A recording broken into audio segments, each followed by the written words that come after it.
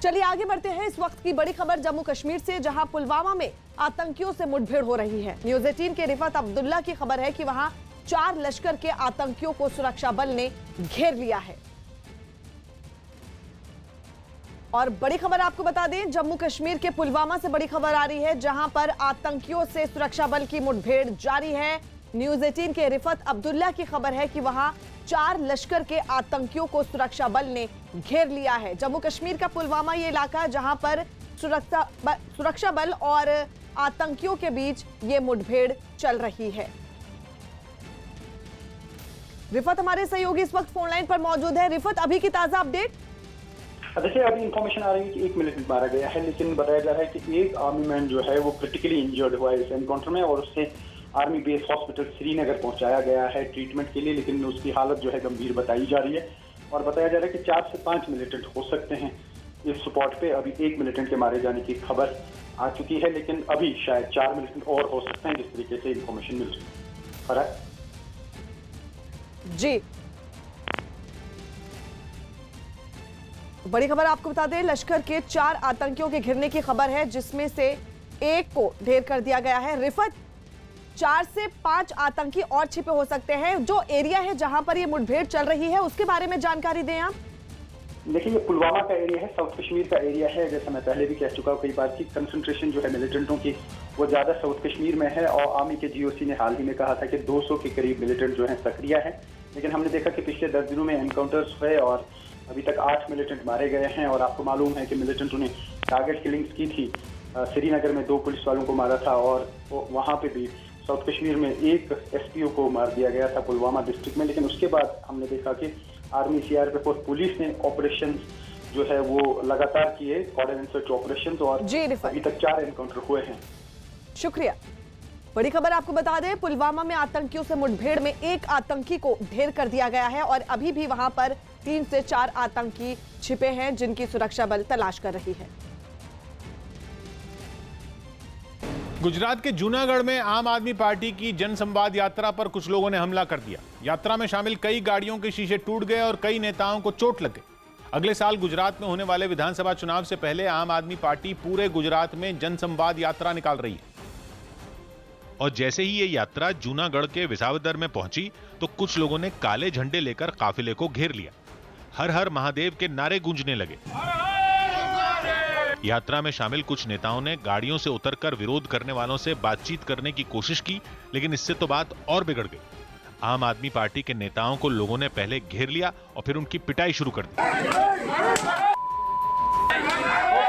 पहले धक्का मुक्की हुई, फिर घूंसे चलने लगे और अचानक आसपास खड़े लोगों ने डंडे चलाने शुरू कर दिए। पूरी भीड़ ने जब कुछ लोगों को घेर कर पीटना शुरू किया तो उन्होंने बचकर भागने में ही भलाई समझी।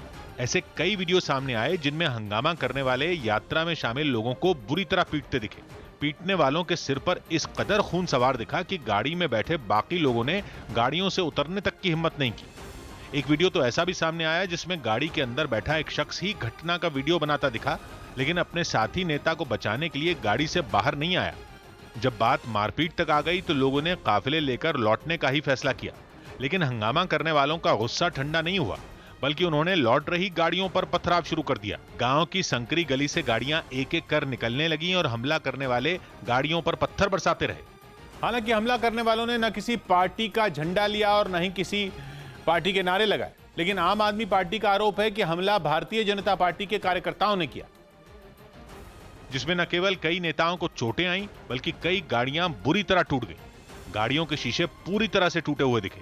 सोशल मीडिया पर ऐसे नेताओं की तस्वीरें आम आदमी पार्टी की तरफ से डाली गईं जो बुरी तरह खून में लथपथ दिखे। इनमें कुछ लोगों को अस्पताल में भर्ती करवाना पड़ा। आम आदमी पार्टी की यात्रा पर हुए हमले पर अरविंद केजरीवाल ने भी ट्वीट किया। आम आदमी पार्टी ने हमले के लिए सीधा सीधा बीजेपी को दोषी बताया। भाजप प्रेरित लाग्યું કારણ કે લોખંડની પાઇપો સાથે અને પથ્થરો સાથે અમારી ઉપર અચાનક જ ગાડીઓ ઉપર કાફલા ઉપર તૂટી પડ્યું। हालांकि बीजेपी के नेताओं ने खुद पर लगे आरोपों को बेबुनियाद बता दिया। ये तो बहुत छोटे लोग हैं, हमने कभी हमारे प्रतिस्पर्धी के साथ भी ऐसा रास्ता अपनाया नहीं है। ये उनकी पब्लिसिटी के लिए इस तरीके के आक्षेप लगाते हो ऐसा लग रहा है। दावा किया जा रहा है कि हमला करने वाले लोग ब्रह्म समाज नाम के संगठन से जुड़े थे, जो आम आदमी पार्टी के नेताओं के कुछ बयानों से नाराज थे। और सूत्रों के मुताबिक बुधवार शाम हुए इस हमले पर दिल्ली के सीएम अरविंद केजरीवाल ने गुजरात के मुख्यमंत्री से फोन पर बात की, जिसके बाद गुजरात के मुख्यमंत्री विजय रूपाणी ने घटना की एफआईआर दर्ज कर हमले की जांच कराने का भरोसा दिया। आरोपों के मुताबिक घटना में आम आदमी पार्टी के नेताओं की 5 से 7 गाड़ियों को नुकसान पहुंचा, जबकि पार्टी के 10 नेताओं और कार्यकर्ताओं को इस हमले में चोटें आईं।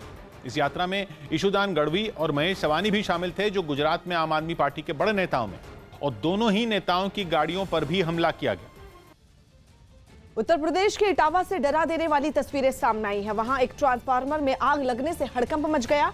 बताया गया कि उस ट्रांसफार्मर पर लोड ज्यादा था, जिसकी वजह से यह हादसा हुआ और इस आग ने देखते ही देखते विकराल रूप धारण कर लिया और ऊंची ऊंची लपटों को देखकर आसपास के लोगों को आग के फैलने का डर सताने लगा। तस्वीरें हम आपको दिखा रहे हैं कि किस तरह से लोग खुद ही उस आग को बुझाने में जुट गए। उन्होंने बाल्टियों में पानी भरकर आग पर फेंकना शुरू कर दिया। खबर है कि दमकल कर्मियों के वहां पहुंचने से पहले ही लोगों ने इस आग को बुझा लिया। हालांकि तब तक ट्रांसफार्मर पूरी तरह से जलकर राख हो चुका था। नेपाल की राजधानी काठमांडू में विपक्षी गठबंधन से जुड़े छात्र संगठनों ने प्रधानमंत्री केपी शर्मा ओली के खिलाफ सड़क पर कोहराम मचा दिया। मई में वहां न तो ओली और न ही विपक्ष के नेता शेर बहादुर देवबा बहुमत साबित कर पाए थे, इसलिए राष्ट्रपति ने संसद को भंग कर दिया था और नवंबर में चुनाव कराने का ऐलान किया। लेकिन सदन का समर्थन खो देने के बावजूद ओली कार्यवाहक प्रधानमंत्री बना दिए गए, जिसे छात्र संगठनों ने असंवैधानिक बताया और संसद की तरफ कूच कर दिया। अपनी भड़ास निकालने के लिए उन्होंने केपी शर्मा ओली के पुतलों को फूंक दिया। बड़ी देर तक तो पुलिस छात्रों को चुपचाप देखती रही, लेकिन फिर उसने उनके हाथ से जलते पुतलों के डंडे छीनने शुरू कर दिए। बीच सड़क पर ऐसी छीना झपटी हुई कि प्रदर्शनकारी और पुलिस वाले आग से खेलते नजर आए। पानी डाल डालकर, लाठी मार मार कर पुलिस ने आग बुझा दी, लेकिन देखते ही देखते ये खींचतान झड़प में बदल गई और पुलिस और प्रदर्शनकारी आमने सामने आ गए। पुलिस पर प्रदर्शन कुचलने का भूत सवार था तो प्रदर्शनकारी भी ढीठ थे। पुतले जलकर राख हो गए तो उन्होंने केपी शर्मा ओली मुर्दाबाद लिखे पर्चे उठा लिए, लेकिन पुलिस वालों ने उन्हें भी छीनकर फाड़ दिया। काफी देर तक चले हंगामे के बाद विरोध प्रदर्शन खत्म हो पाया। लाल किला हिंसा मामले के आरोपी लखा सिधाना से दिल्ली पुलिस की क्राइम ब्रांच ने करीब 4 घंटे तक पूछताछ की। उसके खिलाफ पुलिस ने 2 मामले दर्ज किए हैं, लेकिन इस पूछताछ से पहले उसने दिल्ली सिख गुरुद्वारा प्रबंधक कमेटी के अध्यक्ष मनजिंदर सिंह सिरसा के साथ रकाबगंज गुरुद्वारा पहुंचकर मत्था टेका। उनके साथ वहां कुछ और लोग भी नजर आए। बाद में मनजिंदर सिंह सिरसा ने चेतावनी दी कि अगर दिल्ली पुलिस ने लखा सिधाना के खिलाफ कोई नया केस बनाया तो वो लोग इसके विरोध में सड़कों पर उतरेंगे। अदालत ने सिधाना को गिरफ्तारी से राहत मिली हुई है।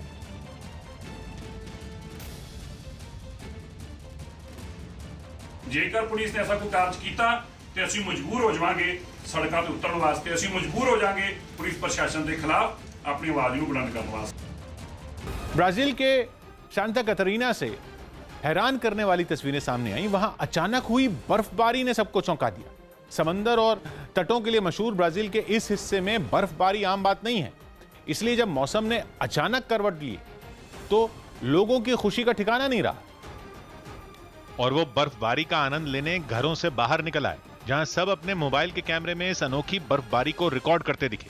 इस दौरान कुछ लोग अपने कपड़ों या दस्तानों पर गिरी बर्फ दिखाते नजर आए। शाम ढलते ढलते सड़क पर खड़ी तमाम गाड़ियां बर्फ की चादर से ढकी दिखी। इस बीच एक शख्स अपनी कार पर जमी बर्फ की मोटी परत को हाथ से हटाकर उससे गेंद बनाता नजर आया। इसके अलावा पार्क की घास, बेंच, पत्थर और मकानों की बाहरी दीवारों पर भी बर्फ ही बर्फ नजर आई।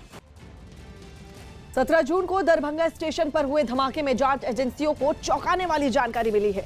जांच एजेंसियों के मुताबिक धमाके से पूरे दरभंगा को दहलाने की साजिश रची गई थी। जांच एजेंसियों ने इस मामले में उत्तर प्रदेश के शामली के रहने वाले 2 आरोपियों को हैदराबाद से गिरफ्तार किया है। आरोपियों से पूछताछ के बाद जांच एजेंसियों ने यह दावा किया है कि दरभंगा धमाके का मकसद ट्रेन में आग लगाना था, लेकिन धमाका स्टेशन पर ही हो गया। बिहार के दरभंगा रेलवे स्टेशन पर पार्सल बम धमाके के मामले में लश्कर का हाथ होने के सबूत सामने आए हैं। एनआईए ने इस मामले में हैदराबाद से 2 लोगों को गिरफ्तार किया है। गिरफ्तार आतंकियों ने ये बात स्वीकार की है कि वो लश्कर के इशारे पर बिहार में तबाही की साजिश रच रहे थे। सीसीटीवी में नजर आ रहे इन दोनों पर लश्कर का आतंकी होने का आरोप है। दोनों 15 जून को तेलंगाना के सिकंदराबाद में हल्की बारिश के बावजूद एक कार से पार्सल निकालकर बुकिंग के लिए ले जाते दिखे। इन्हीं तस्वीरों के आधार पर जांच एजेंसी ने जब शिकंजा कसना शुरू किया तो एनआईए के हाथ जहरीली साजिश रचने के इन आरोपियों तक पहुंच गए। एक बार इन पर शिकंजा कसते ही जांच एजेंसी ने उनके ठिकानों पर भी छापे मारे। ये दोनों जहां रहते थे उसके आसपास रहने वालों और दुकानदारों से बातचीत कर उनके बारे में ज्यादा से ज्यादा जानकारी जुटाई जा रही है। दोनों हैदराबाद में कपड़ों का कारोबार करते थे। इन्हें यहाँ पे 1.5-2 साल से रहता भाई, खाली रमजान को रमजान लगाता था और लाता माल लेके चल जाता। उसके बाद घर भी नहीं मालूम मेरे को। एक ही बार थे, कभी आते, एक ही बार आते थे, एक ही बार आके कुछ भी लिखे जाते, चॉकलेट बिस्किट कोल्ड ड्रिंक्स अंडे वगैरह ले आते थे। कल पता चला तो मालूम टेररिस्ट बोल के मालूम। पकड़े गए दोनों संदिग्ध आतंकी सगे भाई बताए जा रहे हैं, जिनमें से एक का नाम इमरान मलिक और दूसरे का नासिर मलिक है। दोनों उत्तर प्रदेश के शामली के रहने वाले हैं। अब तक की पूछताछ में पता चला है कि नासिर ने लश्कर तैयबा के इकबाल खाना और आसिफ खाना से बम बनाने की ट्रेनिंग ली थी। बताया गया कि नासिर 3 बार पाकिस्तान भी जा चुका है। इमरान और नासिर को तेलंगाना पुलिस के खुफिया विभाग से मिली जानकारी के आधार पर गिरफ्तार किया गया। जांच एजेंसी तकनीकी सर्विलांस के जरिए इन पर नजर रख रही थी। जैसे ही एनआईए को पता चला कि इमरान फ्लाइट से दिल्ली जाने वाला है, इनको फौरन ही हैदराबाद में स्थित इनके घर से गिरफ्तार कर लिया गया। इमरान और नासिर की गिरफ्तारी दरभंगा ब्लास्ट केस में बेहद महत्वपूर्ण मानी जा रही है। अब तक मिली जानकारी के मुताबिक जांच एजेंसी ने यूपी से जिस सलीम को गिरफ्तार किया था उसके संबंध पाकिस्तान के इकबाल खाना से थे। दरभंगा में धमाके की जिम्मेदारी आईएसआई ने सलीम को दी थी और सलीम ने इसे अंजाम देने का काम हैदराबाद में रहने वाले दोनों भाइयों इमरान और नासिर को सौंप दिया। बताया गया कि इमरान और नासिर इससे पहले प्रतिबंधित संगठन सिमी के लिए भी काम कर चुके हैं। दरभंगा को दहलाने के लिए बड़ी रकम दी गई। दरभंगा धमाके का जिम्मा मिलते ही इमरान और नासिर साजिश को अंजाम देने में लग गए। दोनों कपड़े के कारोबारी तो थे ही, साथ ही इन्हें बम बनाने की ट्रेनिंग भी मिली थी। 17 जून को जब दरभंगा रेलवे स्टेशन पर वैन से उतारे जा रहे पार्सल में धमाका हुआ तो रेल पुलिस और आरपीएफ की टीम ने उस बंडल को खंगाला था। जांच एजेंसियों को पार्सल के अंदर लेडीज सूट मिले थे। जांच एजेंसियों ने इन कड़ियों को जोड़ा है। जांच एजेंसियों का मानना है कि पार्सल में जानबूझकर सिंथेटिक कपड़े रखे गए। इन कपड़ों के बीच केमिकल के जरिए धमाका कराया गया जो एक बोतल में बंद था। शक है कि बोतल पर सेंसर भी लगा था। जांच एजेंसियों का मानना है कि आतंकी पूरी ट्रेन को ही द बर्निंग ट्रेन बनाना चाहते थे। इसी मकसद से उन्होंने बोतल के ऊपर सेंसर भी लगाया था। ये भी कहा जा रहा है कि आतंकी चाहते थे कि जब ट्रेन पूरी रफ्तार में हो तभी धमाका किया जाए, लेकिन कुछ गड़बड़ी की वजह से ऐसा नहीं हो पाया। क्योंकि सिंथेटिक कपड़े जल्दी आग पकड़ते हैं, इसलिए इस मामले में ज्यादा से ज्यादा ऐसे ही कपड़ों का भी इस्तेमाल किया गया। यानी दरभंगा को दहलाने की एक खतरनाक और बड़ी साजिश से पर्दा हटने लगा है। एनआईए की जांच में यह भी पता चला है कि आतंकियों ने उन्हें गच्चा देने के लिए कई झूठी जानकारियां दी थी। सिकंदराबाद से दरभंगा भेजे गए पार्सल की बुकिंग में मोहम्मद सुफियान नाम भरा गया था। इस पर मोहम्मद सुफियान का ही पैन भरा गया था। जांच में पता चला कि मोहम्मद सुफियान नाम के शख्स का इस साजिश से कोई लेना देना ही नहीं था और न ही उसके नाम के इस्तेमाल होने के बारे में उसे जानकारी थी। दरभंगा रेलवे स्टेशन पर धमाके के पीछे लश्कर का हाथ होने का संदेह पहले से ही था, लेकिन अब इसके सबूत भी मिल चुके हैं। बताया जा रहा है कि लश्कर के निशाने पर न केवल दरभंगा शहर था, बल्कि देश के कई और शहर उसके निशाने पर थे।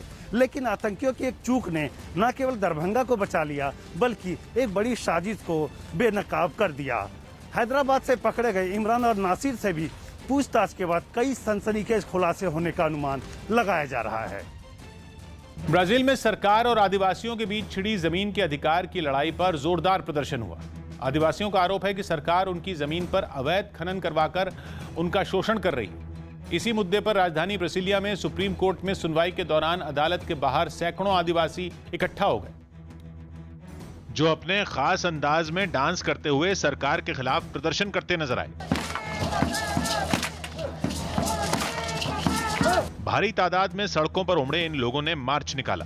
अपने अधिकारों के लिए आवाज उठाने पहुंचे प्रदर्शनकारियों के हाथों में पोस्टर और बैनर के साथ झुंझुने भी नजर आए। साथ ही इस दौरान ये लोग सिर पर आदिवासियों के कॉस्ट्यूम वाली खास टोपी पहने दिखे और ये लोग राष्ट्रपति बोल्सोनारो के खिलाफ नारेबाजी करते हुए आगे बढ़ते रहे। लेकिन सुप्रीम कोर्ट के बाहर इनको रोकने के लिए बैरिकेडिंग कर भारी सुरक्षा बल तैनात कर दिया गया, जिसके बाद इन आदिवासियों ने कोर्ट के सामने ही टेंट लगाकर डेरा जमा लिया।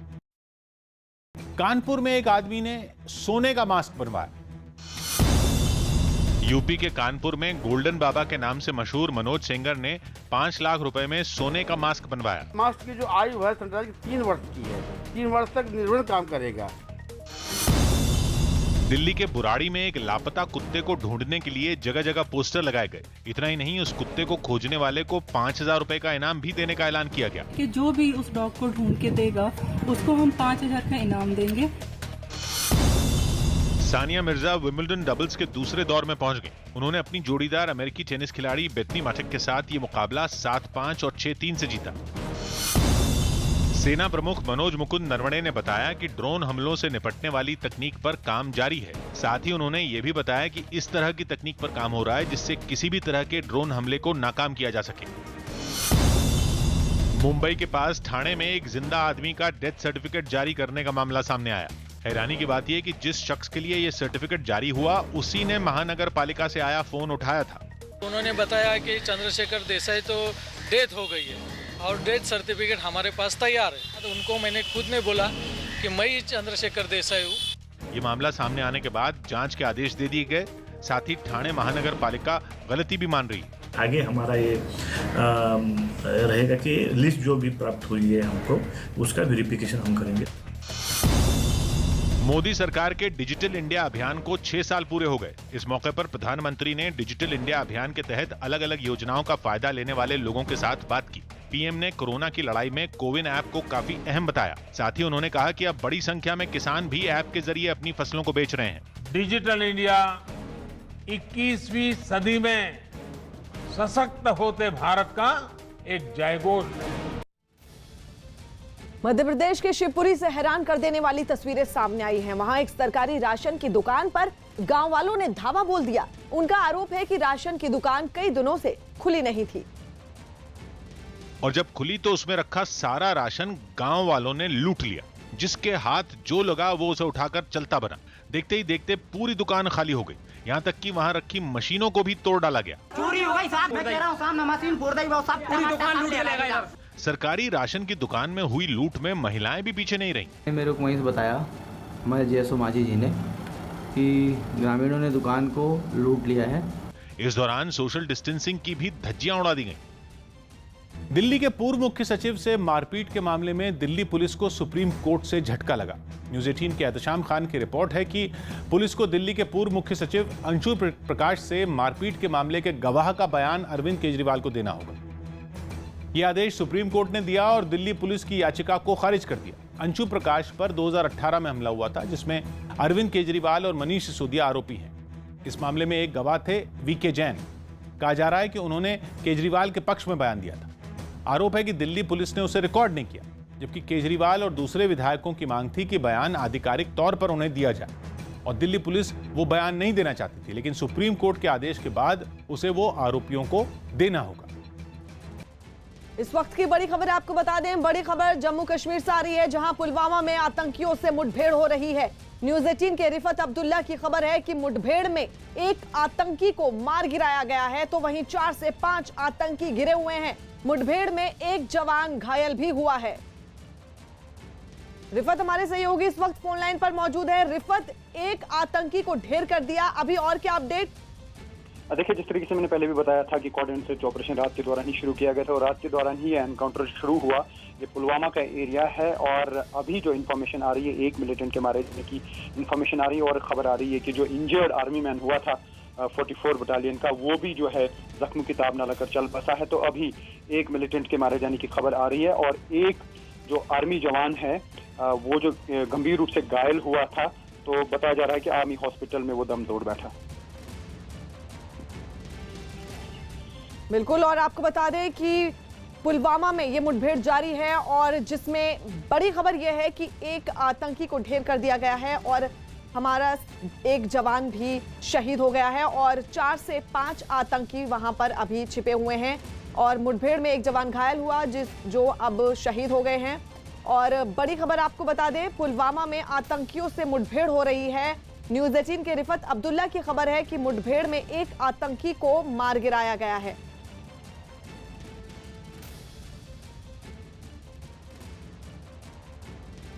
कोरोना की तीसरी लहर की आशंका के बीच एक अच्छी खबर है, देश को जल्द ही एक नई वैक्सीन मिल सकती है।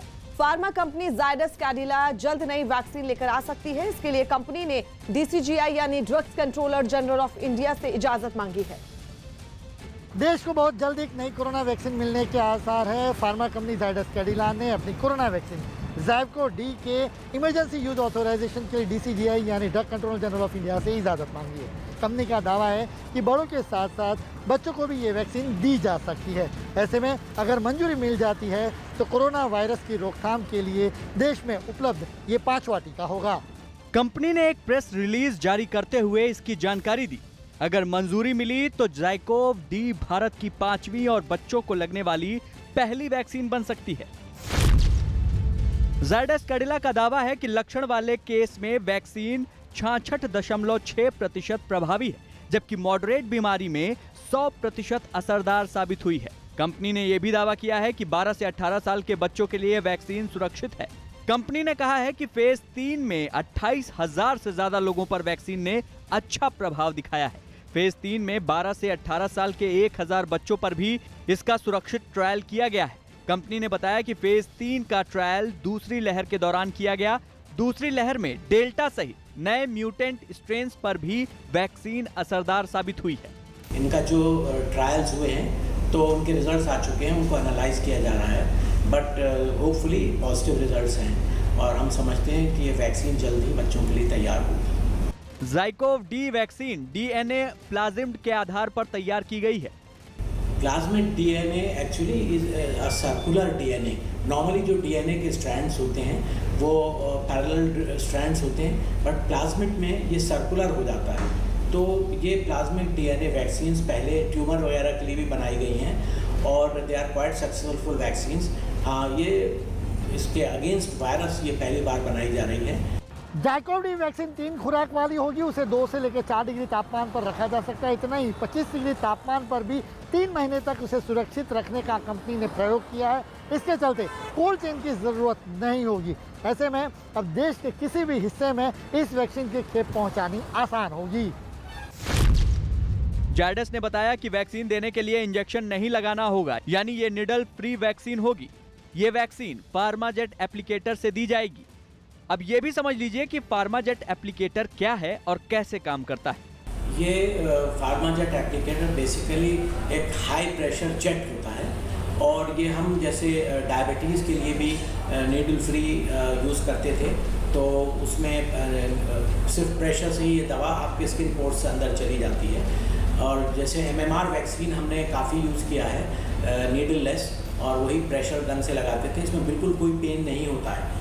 जायडस ने बताया कि प्लाज्मिड DNA वैक्सीन शरीर में कोरोना वायरस के स्पाइक प्रोटीन बनाती है और वायरस को रोकने के लिए इम्यून प्रतिक्रिया शुरू करती है। कंपनी का कहना है कि नए म्यूटेशन से लड़ने के लिए प्लाज्मिड DNA प्लेटफॉर्म में तेजी से बदलाव किए जा सकते हैं। कंपनी ने सालाना 12 करोड़ खुराक तैयार करने की योजना बनाई है। जायडस कैडिला वैक्सीन का ट्रायल लगभग पूरा हो चुका है। ऐसे में मंजूरी मिली तो जुलाई अंत तक और ज़्यादा से ज़्यादा अगस्त तक 12 से 18 साल के आयु के बच्चों को वैक्सीन लगने का शुरू किया जा सकता है।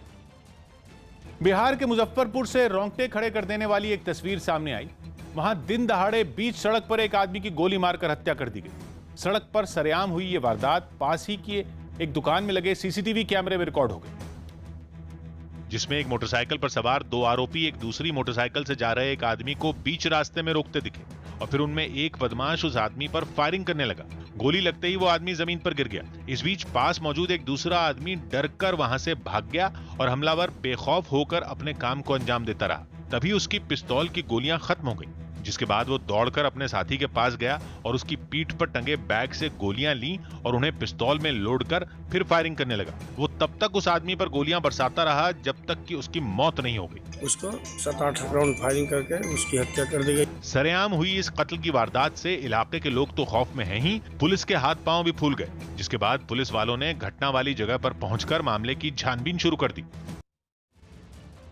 कर्नाटक के उत्तर कन्नड़ से हैरान करने वाली कुछ तस्वीरें सामने आई। वहां एक रिहायशी इलाके में घड़ियाल देखकर लोग दहशत से भर गए, क्योंकि वो घड़ियाल उनके इलाके में ऐसा घूमता दिखा जैसे वो वॉक पर निकला हो। तस्वीरें देखिए कि कितने आराम से ये घड़ियाल वहां पर घूमता नजर आया। लोगों के घरों के सामने बनी सड़क से गुजरते घड़ियाल को देखकर वो घबरा गए। उनमें कुछ उस घड़ियाल से दूरी बनाकर उसके पीछे पीछे चलते दिखे। वो धीरे धीरे इसी तरह आगे बढ़ता रहा। दिल्ली के डिफेंस कॉलोनी इलाके से चौंकाने वाली कुछ तस्वीरें सामने आई। वहां एक कुत्ते की मौत पर लोगों का गुस्सा इस कदर भड़क उठा कि वो पुलिस वालों से भी भड़क गए। आरोप है कि किसी ने उस कुत्ते को एक बहुमंजिला इमारत की तीसरी मंजिल से नीचे फेंक दिया, जिससे उसकी सांसें थम गईं। ये खबर जैसे ही इलाके में फैली, लोग गुस्से से तमतमा गए। जिस इमारत से वो कुत्ता नीचे गिरा था, उसके बाहर खड़े होकर उन्होंने इंसाफ के लिए नारे लगाने शुरू कर दिए। कुत्ते के साथ ये हादसा बीती रात हुआ। बिना देरी किए लोगों ने रात को ही पुलिस को वहां बुला लिया। उनका पारा इतना चढ़ गया कि वो हंगामा करने लगे। एक महिला तो इस मुद्दे पर वहां पहुंचे पुलिस वालों से भी भिड़ गई। कार्रवाई क्यों नहीं कर रहे? क्या कर रहे? वॉक कर रहे आप? हंगामा कर रहे लोगों का आरोप है कि वहां इस तरह की घटनाएं पहले भी हो चुकी हैं। उसका बहुत बुरी तरीके से मर्डर किया गया। पहले भी ये लोग बहुत सारे पपीज को पॉइजन कर चुके हैं।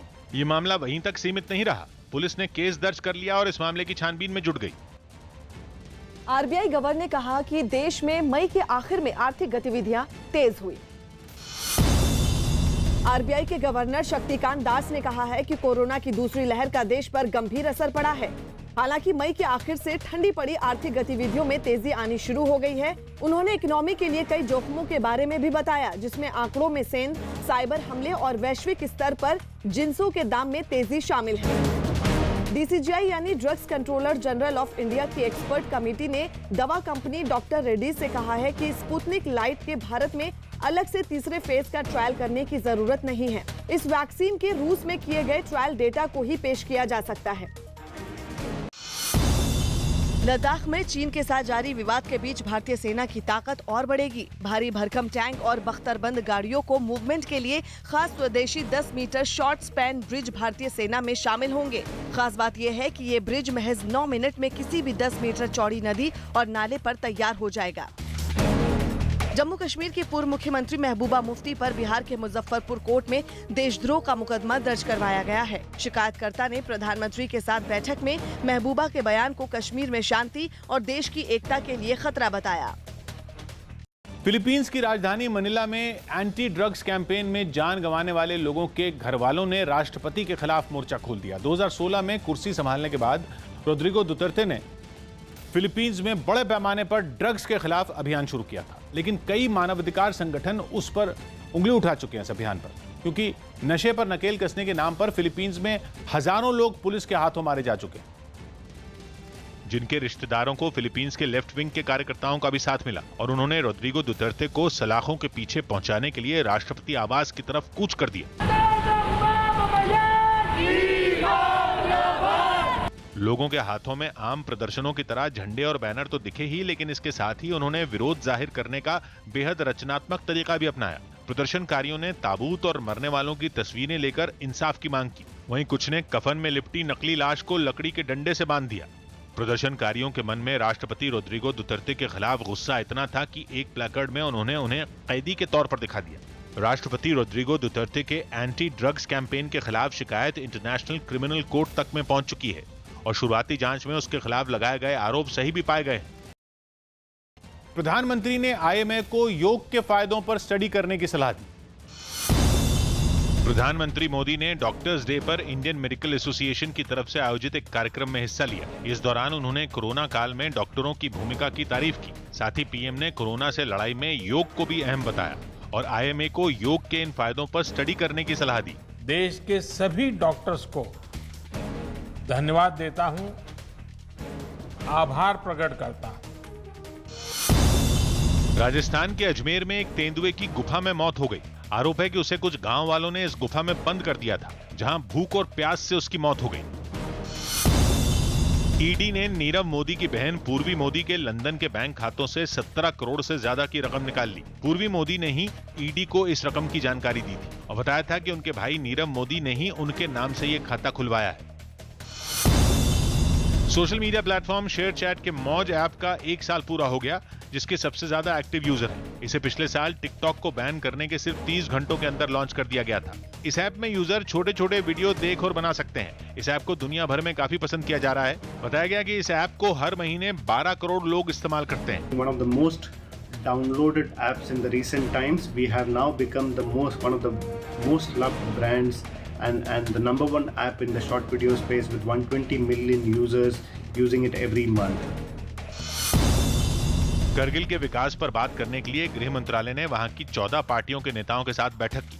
कारगिल को लेकर गृह मंत्रालय में अहम बैठक हुई है और 14 जो राजनीतिक और सामाजिक संस्थाओं ने इस अहम बातचीत में हिस्सा लिया था। बैठक में युवाओं को रोजगार और वहां होने वाले विकास कार्यों पर चर्चा हुई। लड़कों की जॉब सिक्योरिटी से और लैंड सिक्योरिटी से रिलेटेड, इससे भी अलग हमारा बहुत सारे विषयों पे अलग अलग बात हुआ। उत्तराखंड में आम आदमी पार्टी के नेता रिटायर्ड कर्नल अजय कौटियाल ने सीएम तीरथ सिंह रावत को गंगोत्री सीट से विधानसभा चुनाव लड़ने की चुनौती दी। हालांकि नियमों के तहत पेंच ये भी फंसा है कि अगर किसी सीट पर मुख्य चुनाव होने में 1 साल से कम का समय बचा हो तो उपचुनाव नहीं हो सकता। फिलहाल राज्य के सीएम तीरथ सिंह रावत किसी सीट से विधायक नहीं है। मध्य प्रदेश के एक पुल के उद्घाटन पर बीजेपी और कांग्रेस आमने सामने आ गई। हुआ यूं कि मुख्यमंत्री शिवराज सिंह चौहान के विधानसभा क्षेत्र बुधनी में जिस पुल का उद्घाटन खुद उन्हें करना था, उसका फीता राज्य के पूर्व मंत्री और कांग्रेस नेता सज्जन सिंह वर्मा ने काट दिया, जिस पर बीजेपी हमलावर हो गई। उनकी पीड़ा है, अलग अलग रूप में निकल रही है। जिस समय वो पीडब्ल्यूडी मंत्री थे तब फीता काट नहीं पाए। बीजेपी के वार पर सज्जन सिंह वर्मा ने भी जवाब देने में देर नहीं की। तमाम सड़कें बनाई, उसका उद्घाटन तुम कैसे कर सकते हो? हमने एक छोटे से पुल का कर दिया जहाँ जनता परेशान थी, तो उसमें बवाल मचा। दिल्ली में यमुना का प्रदूषण स्तर बढ़ने के बाद उसमें कई हिस्सों में मछलियां मारने पर रोक लगा दी गई है। यमुना के पानी प्रदूषण बढ़ने के बाद वहां से निकाली गई मछलियों के खाने से बीमारी का खतरा बढ़ गया है। जानकारी के मुताबिक यमुना के प्रदूषित पानी से निकाली गई मछलियों को खाने से कैंसर जैसी गंभीर बीमारी का भी खतरा है। अगर आपकी थाली में मछली है और ये मछली यमुना के पानी की है तो फिर आप एक गंभीर बीमारी की चपेट में आ सकते हैं। बारिश ना होने की वजह से यमुना का पानी बेहद खतरनाक प्रदूषण स्तर के लेवल पर पहुंच गया है, जहां पर यहाँ इस पानी में पलने वाली मछलियां भी खतरे का सबब बन रही है और इसीलिए दिल्ली सरकार ने यमुना के कुछ हिस्से में मछली पकड़ने पर रोक लगा दी है। और इस रोक को बेवजह भी नहीं कहा जा सकता, क्योंकि यमुना का पानी खुद अपना हाल बयां कर रहा है। यमुना के पानी पर दूर दूर तक नजर आने वाला झाग जहर है। दिल्ली में इन दिनों कई जगहों पर यमुना में झाग की मोटी परत दिख रही है। चूंकि जून में मॉनसून से पहले होने वाली बारिश नहीं हुई, इसलिए प्रदूषण का स्तर घट नहीं पाया। नदी के पानी की हालत को देखने के बाद दिल्ली सरकार ने नोटिफिकेशन जारी किया है, जिसके मुताबिक यमुना के पानी में प्रदूषण का स्तर गंभीर होने की वजह से नदी के 2 हिस्सों में मछली पकड़ने पर रोक लगाई जा रही है। यमुना में हिंडन नहर, गाजीपुर नाला और शाहदरा नाला के पास मछली पकड़ने पर भी पूरी तरह रोक है। यमुना नदी का वो हिस्सा जिसमें न्यू ओखला बैराज से दिल्ली सीमा है, वहाँ भी अगले आदेश तक मछली नहीं पकड़ी जा सकेंगी। पहले यमुना किनारे होने वाली सब्जियों पर सवाल उठ रहे थे और अब यमुना के पानी में पलने वाली मछलियों पर सवाल उठ रहे हैं। जानकारों का कहना है कि ये मछलियाँ सेहत के लिए बेहद खतरनाक हो सकती हैं। इसी वजह से बीते साल भी यमुना के कुछ हिस्सों पर मछली मारने पर रोक लगाई गई थी। हालांकि इतने प्रदूषित पानी में मछलियां भी जिंदा नहीं रह पाती। इसके बावजूद कुछ मछुआरे यमुना में जाल फेंकते नजर आए। चूंकि इससे उनकी रोजी रोटी जुड़ी है, इसलिए वो नदी में पहुंचे तो जरूर, लेकिन खाली हाथ लौटने को मजबूर थे। मछली नहीं बेटा, ऊपर से पानी आ जाएगा तब मछली मिलेगा। अच्छा, तो अभी मिलती ही नहीं? कभी कुछ नहीं मिला।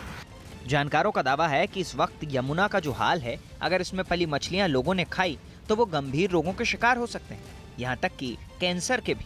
अगर हम उन मछलियों का सेवन कर लें अपने खान पान में तो होगा क्या, वो ना ही हमारे सिर्फ हार्मोनल सिस्टम को बल्कि हमारे इम्यून सिस्टम को और इन सबको इफेक्ट करते हुए आगे लॉन्ग टर्म में कैंसर भी जो है वो एक तरीके से कर सकती है। दूसरी चीज, बच्चों में जो है ये भी देखा गया है कि गैस्ट्राइटिस, एंटेराइटिस, इवन उनके जो सेक्स हार्मोन्स है वो भी इसके सेवन से जो है इफेक्ट हो सकते हैं। दिल्ली में यमुना के पानी में जहर घुलने की कई वजहें हैं।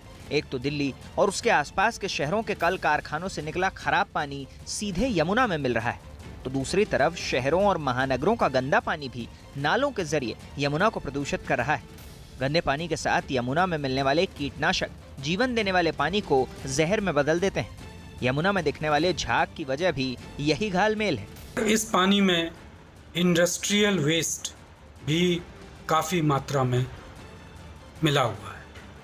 तो ये जो टॉक्सिक कॉकटेल है, इसकी वजह से हम ये पानी में ये झाग देख रहे हैं। इसके अलावा इस पानी का डिज़ोल्व्ड ऑक्सीजन 0 है। ये भी एक कारण है इस तरह के झाग को उत्पन्न करने के लिए। यमुना के पानी में प्रदूषण और झाग की बड़ी वजह फॉस्फेट के स्तर को भी बताया जाता है। जानकारों का दावा है कि फॉस्फेट की मात्रा टाई एंड डाई इंडस्ट्री में इस्तेमाल हो रहे डिटर्जेंट और घरों की वजह से बढ़ रही है। यमुना नदी को बचाने के तमाम दावे सिर्फ चुनावी वादे बनकर रह जाते हैं। कभी खराब गुणवत्ता वाली डिटर्जेंट और सोप को बैन कर दिया जाता है, कभी मछली पकड़ने को बैन कर दिया जाता है, लेकिन ये वो नदियां हैं जिनका मानव इतिहास के साथ पुराना जुड़ाव रहा है। ऐसे में नदियों को बेमौत मरने के लिए नहीं छोड़ा जा सकता, वरना इसके ऐसे परिणाम होंगे कि पछताने का भी मौका नहीं मिलेगा। पंजाब कांग्रेस में संकट अभी तक सुलझा नहीं है। हालांकि सिद्धू की राहुल और प्रियंका से मुलाकात के बाद सिद्धू के तेवर नरम है। न्यूज़ 18 की नीरज कुमार की रिपोर्ट है कि नवजोत सिंह सिद्धू को मनाने के लिए कांग्रेस कई फॉर्मूलों पर एक साथ काम कर रही है। वहीं यह भी माना जा रहा है कि सिद्धू को कोई भी जिम्मेदारी देने से पहले कैप्टन अमरिंदर सिंह को भी विश्वास में लिया जाएगा। सूत्रों के मुताबिक पंजाब में कांग्रेस का नया अध्यक्ष जल्द ही घोषित किया जा सकता है। इसके अलावा पंजाब में कैप्टन अमरिंदर सिंह की कैबिनेट में भी फेरबदल जल्द ही किया जा सकता है। पंजाब का संकट सुलझाने के लिए जो कमेटी बनाई गई थी, उसने भी कैबिनेट में फेरबदल की सिफारिश की थी। हालांकि पार्टी की तरफ से दावा किया जा रहा है कि सिद्धू पार्टी के नेतृत्व का हर फैसला मानने पर सहमत हुए हैं। अब तक ये साफ नहीं हो पाया कि सिद्धू से एक दिन पहले हुई मुलाकातों में किस बात पर सहमति बनी। हर व्यक्ति सॉल्यूशन के लिए उत्सुक है, चाहे कैप्टन अमरिंदर सिंह जी हों, चाहे नवजोत सिद्धू जी हों, चाहे प्रताप सिंह बाजवा जी हों, सब लोग सॉल्यूशन चाहते हैं और हम उस सॉल्यूशन की तरफ बढ़ रहे हैं। दूसरी तरफ दिल्ली में सॉल्यूशन निकालने के लिए चल रही माथापच्ची के बीच पंजाब कांग्रेस में सियासी दांव पे चलते रहे। एक दिन पहले सिद्धू के राहुल गांधी और प्रियंका गांधी से मुलाकात करने के बाद कैप्टन अमरिंदर ने विधायकों के साथ बैठक की। इसे कैप्टन की लंच डिप्लोमेसी माना जा रहा है, जिसके तहत कैप्टन अमरिंदर ने उन विधायकों और नेताओं को घर बुलाया जो कांग्रेस पार्टी में उपेक्षा होने से नाराज चल रहे थे। मीटिंग में पहुंचने वाले नेताओं में पूर्व मंत्री अश्विनी सेखड़ी का नाम अहम माना जा रहा है। मध्य प्रदेश के सिवनी से हैरान करने वाला एक वीडियो सामने आया। वहां एक वैक्सीनेशन सेंटर पर टीका लगवाने के लिए उमड़ी भीड़ बेकाबू हो गई। बताया गया कि वहां उमस भरी गर्मी में सुबह से ही कतार में लोग खड़े हुए थे, लेकिन जब देरी हुई तो उनका सब्र का बांध टूट गया और फिर उन्होंने हंगामा करना शुरू कर दिया। कुछ लोग वैक्सीनेशन सेंटर के अंदर घुसने के लिए एक दूसरे पर टूट पड़े। ये लोग सेंटर के अंदर दाखिल होते इससे पहले ही उसके गेट को बंद कर दिया गया। इसके बाद भी कुछ लोग एक दूसरे को धक्का देकर उस पर लटके रहे ताकि उनका नंबर पहले आ जाए। धक्का मुक्की का सिलसिला काफी देर तक यूं ही चलता रहा, लेकिन इस बीच वो लोग कोरोना के नियम कायदे सब भूल गए। टीका लगवाने के लिए पहुंची भीड़ में सोशल डिस्टेंसिंग तो बहुत दूर की बात, ज्यादातर लोगों के चेहरों पर तो मास्क तक नहीं दिखे। बताया गया कि उम्मीद से ज्यादा लोग वहां वैक्सीन लगवाने पहुंच गए, जिससे व्यवस्था चरमरा गई और स्वास्थ्य कर्मियों के लिए लोगों को वक्त पर टीका लगाना मुश्किल हो गया। न्यूज़ 18 इंडिया की वेबसाइट ने आजतक.com को पछाड़ा।